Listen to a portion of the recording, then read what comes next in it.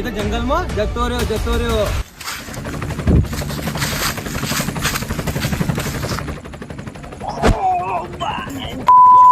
હેલિકોપ્ટરો કેમેરો બંધ તો ને ચાલુ છે ચાલુ.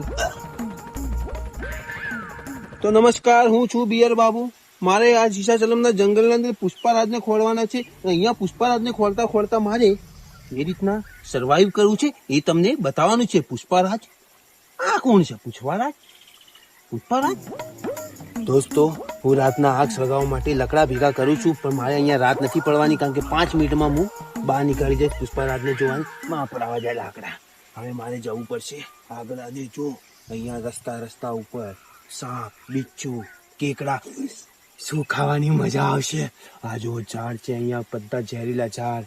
અને આ શું છે? આ તો ઝાડ